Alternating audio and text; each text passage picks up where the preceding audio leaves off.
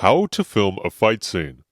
People have been praising the fight scene in the new Netflix movie by David Fincher called The Killer. I'm here to tell you why this fight scene is so yummy. Longevity. The number one thing that makes a fight scene great is how long it is. This should be obvious. The longer the fight is, the more tension there is. Therefore, the viewer is holding on to every second of the fight, slowly falling deeper under the spell of the scene.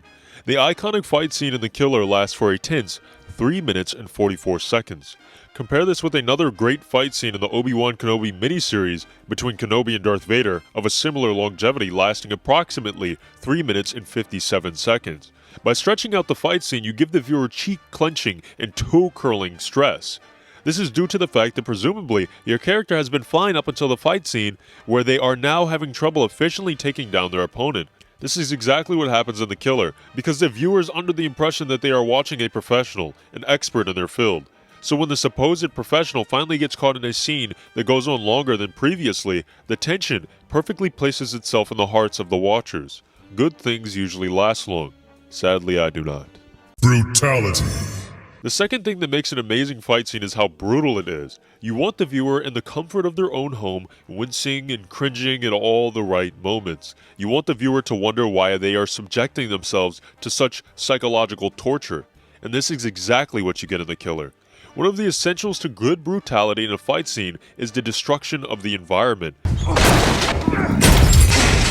which is a popular tactic commonly used to add power in fight scenes in anime. This is why anime fight scenes are usually immortalized forever in your brain. The scale of the fight is not just the damage to each other, but how much that damage reflects upon the environment. Some of the other brutalities used are wrestling moves, heavy punches from a 300-pound muscle man, glass smashing, fire pokers being lodged into skin, and what you're really here for, getting probed by a table leg. Still gives me shivers. The iconic table leg scene adds a cherry on top of all this brutality. Not just because where the table leg went, but the use of focusing the camera on the trail of blood leaking from this man's bumhole, as the British would say. Making the brutality of this iconic fight scene make many men wonder, why did I subject myself to this? I wonder that too. Sound. The third cornerstone of a great fight scene is what the viewer hears, so they can truly be immersed into the scene. In The Killer, we get the use of sound in a very impactful way. Rather than drowning the fight scene in music, you get subtle sounds of creepy synths that only get introduced on occasion to add slightly more tension where it's needed.